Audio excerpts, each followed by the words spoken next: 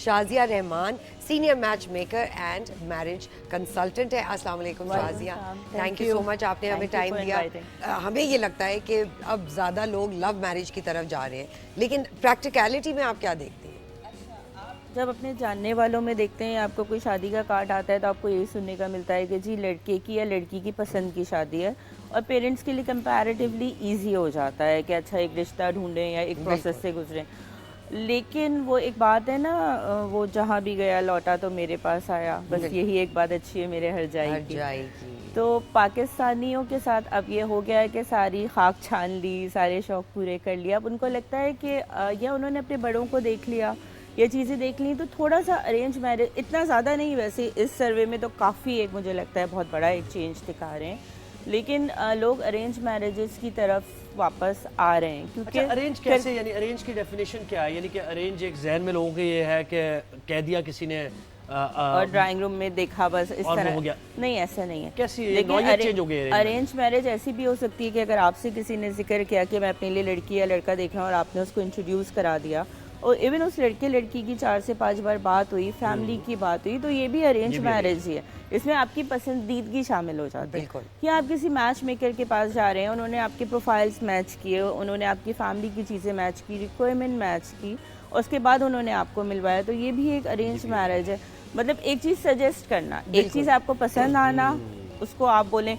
बाज़ वक़्त लोग कहते हैं कि जी हमारी लव मैरिज है, लेकिन हमारी मतलब लव एट फर्स्ट साइट हुआ था, हमारी बहुत ज़्यादा बात नहीं हुई, बस हमारी तो चटमंगनी पट ब्याह हो गया।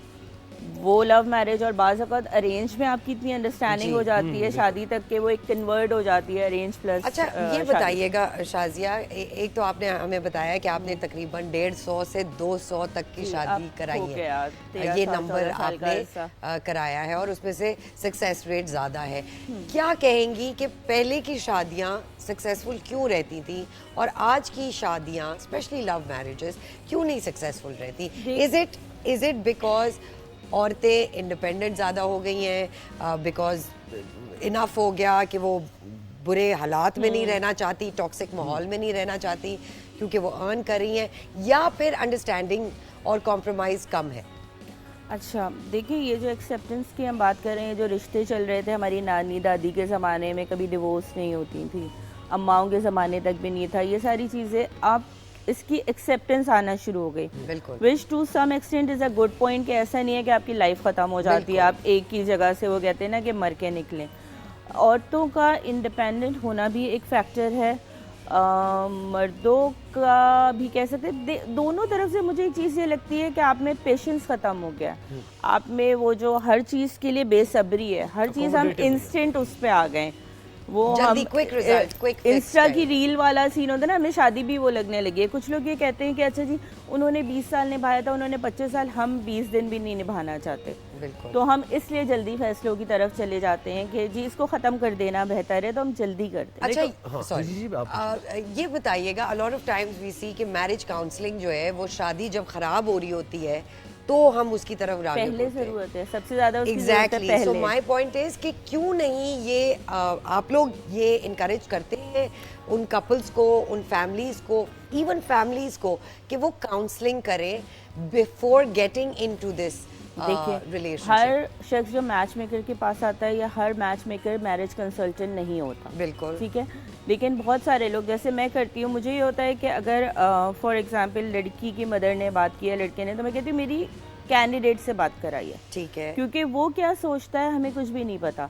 बाज़ औक़ात लड़की के लिए सबसे ज़्यादा इंपॉर्टेंट चीज़ उसके लुक्स होते हैं, और अम्मा को चाहिए होता है वेल सेटल्ड, जो कि सारे पेरेंट्स को चाहिए होता है। तो आप जब एक कॉम्बिनेशन बनाते हो, उस लड़की से बात करते हैं कि उसकी प्रायोरिटी क्या है, अगर वो मैच कर रही है, कभी कभी जस्टिफाइड नहीं होती है, आप उसको कहते हैं कि अच्छा जी कंपैटिबिलिटी के अलावा लाइक आपकी एजुकेशन ये है, आपकी एज तो ये है, ये सारी चीज़ें आप जो मांग रहे हैं वो नहीं। फिर जब आप बात करते हैं उस लड़के से तो आपको लगता है ये कंपैटिबिलिटी नहीं होगी, बिल्कुल ठीक है, बिल्कुल भी नहीं चलेगी। इन द केसेस जहाँ कंपैटिबिलिटी होती है वहाँ आप मैरिज काउंसलिंग सजेस्ट करती हैं? बिल्कुल शादी से पहले करते हैं। तो वो थेरेपिस्ट होते हैं आपके पास जाएं, मैरिज काउंसलर के पास जाएं, खुद बहुत ज़्यादा मुलाकातें करें। अब देखिए लोग इतने स्मार्ट हैं माशाल्लाह से कि वो बार बार मिलते हैं, तो सबसे पहले एक हमारे यहाँ बड़ी टर्म यूज़ होने लगी है कि अच्छा जी ये रेड फ्लैग्स हैं। बिल्कुल। ये तो नो गो vocabulary एरिया अब हमें है, समझ आई vocabulary, है। ये बाइपोलर है, ये चीज़ें हैं, तो वो हम खुद भी बहुत ज़्यादा थेरेपिस्ट या साइकियाट्रिस्ट बन गए। लेकिन जो लोग इस चीज़ को समझते हैं वो जाते हैं, लेकिन हर क्लास की अगर मैं आपसे बात करूं तो कम लोग इसकी तरफ जाना बिल्कुल। चाहते अच्छा हैं। ये कोई वजह बहुत बताएं, ज़्यादा इसकी क्या वेलकमिंग वजह नहीं है हमारी यहाँ इसकी क्या सोसाइटी में। वजह क्या है कि वजह लव ये? मैरिजेस क्यों कम हो गई है? यानी क्या वहाँ पर सक्सेस रेट कम हो गया है? इस वजह से कि देखें, जब लव मैरिज होती है तो कोई भी ड्यूरेशन अगर 3 महीने से लेके 3 साल, 10 साल, 8 साल होता है, स्टूडेंट लाइफ में होता है, कहीं पे भी होता है, आप सारी बातें कर चुके होते हैं, कुछ नयापन नहीं होता। शादी का मतलब एक चेंज है, किसी का आपकी ज़िंदगी में आना है।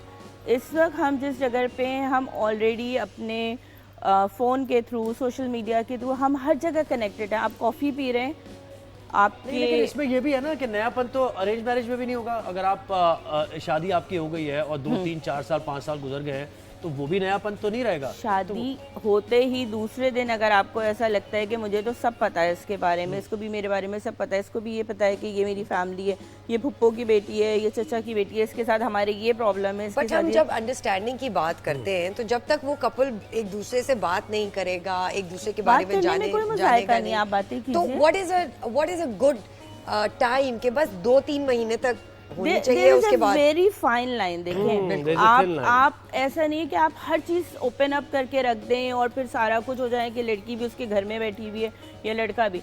नॉर्मली व्हाट वी सजेस्ट कि 6 से 8 महीने का टाइम 6 लीजिए, से 8 महीने। जिसमें आप उनके घर काफी बार जाइए, उनका खुशी गम चीजें, उनके रिएक्शंस, बिल्कुल। उनके हर सिचुएशन में जो भी जिसका टेम्परामेंट है, आप वो देखिए। क्योंकि थोड़ी देर को आपने 2 दफ़ा किसी से मुलाकात की, आपने बात पक्की कर दी, मिठाई खिला दी, और वो कोई फायदा नहीं, बिल्कुल। ना आपने उसकी कोई शादी इंक्वायरी के बाद आप खवातीन को और मर्दों को क्या सजेस्ट करेंगी कि उनकी शादी जो है वो अच्छे तरीके से Successful कैसे सक्सेसफुल रहे? कैसे पहली रहे? बात तो ये कि शादी से पहले बहुत सोच समझ के टाइम दे के कीजिए, लेकिन अगर ऐसा हो गया है तो उस चीज़ को भी टाइम दीजिए। बहुत जल्दी किसी चीज़ से निकलना बहुत आसान है, लेकिन किसी चीज़ को रोक के उसको थोड़ा सा टाइम देना, उसकी चीज़ें समझ, अगर आपको लगता है कि अल्लाह ना करे ये नामुमकिन है तो आप उस चीज़ से बाहर आ जाइए। लेकिन आपको लगता है कि थोड़ा सा आप टाइम देंगे, थोड़ा सा वो कन्विंस हो जाएगा, तो एक बहुत अच्छी सिचुएशन बन जाती है। बिल्कुल। अच्छा शाजिया, मुझे ये बताइए कि बहुत दफ़ा ऐसे होता है कि हम एक मैरिज में आते हैं बड़े प्री कंसीव नोशंस के साथ कि भाई ये परफेक्ट होगा और ये होगा और ये होगा।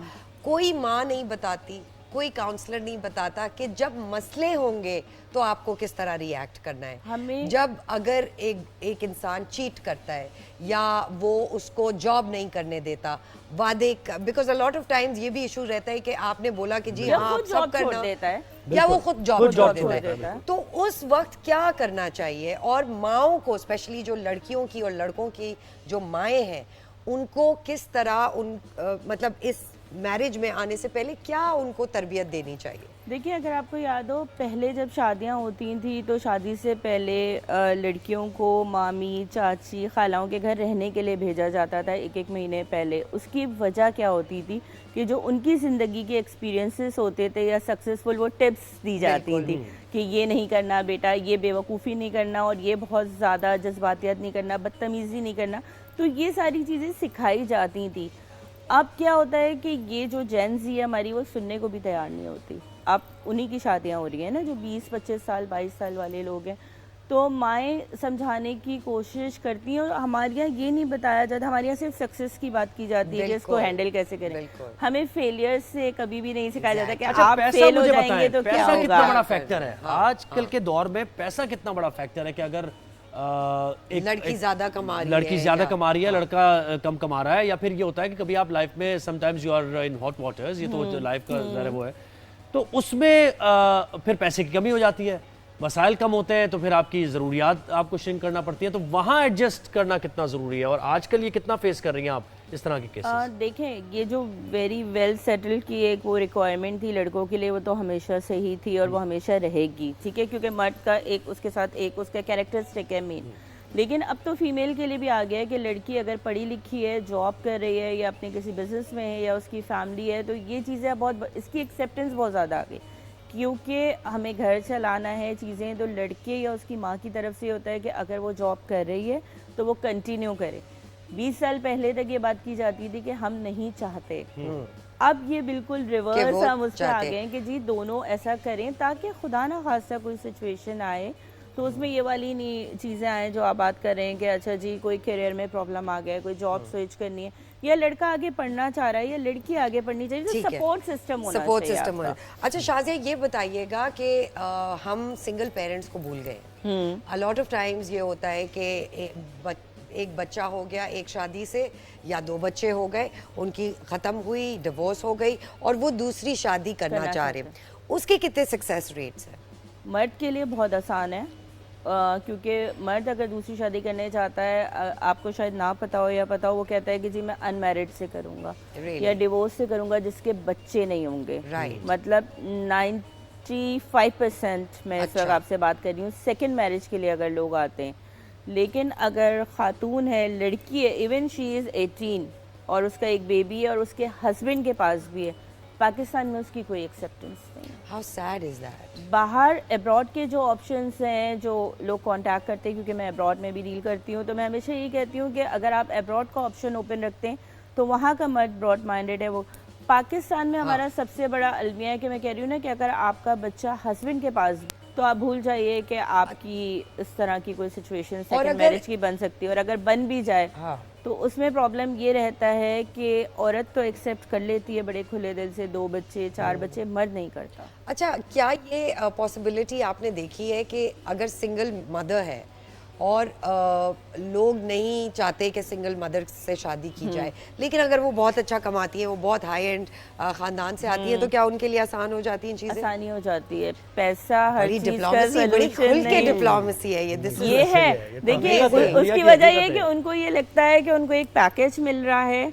वो अपना कमा रही है, अपने बच्चे का। हमारी एक बड़े मजे की बात की जाती है कि बच्चे की जिम्मेदारी तो उसकी बाप की है। मैंने बहुत प्रैक्टिसिंग रिलीजियस लोग देखे, वो तक ये कहते हैं कि बच्चे की जिम्मेदारी हमारी नहीं होगी। अच्छा, एक और चीज़ हमने पहले जहेज की बड़ी बात होती थी, ये ट्रेंड बड़ा, लेकिन आहिस्ता आहिस्ता जब शऊर आया और तालीम आई तो कम हो गया। लेकिन अभी भी क्या ऐसी फैमिलीज हैं कि आपसे जो राब्ता करती हैं अपने लड़के के रिश्ते के लिए, तो वो एक सॉफ्ट डिमांड जहेज की भी कि बहुत आराम से जिनको करनी है वो बहुत खुल के भी बताते हैं कि जी हम यहाँ पे रहते हैं, एटलीस्ट हमसे मैच करता हुआ, और देखें आपको हम पल्ला खानदान होना तो बहुत ज़रूरी है, जिनका देना लेना बहुत हो।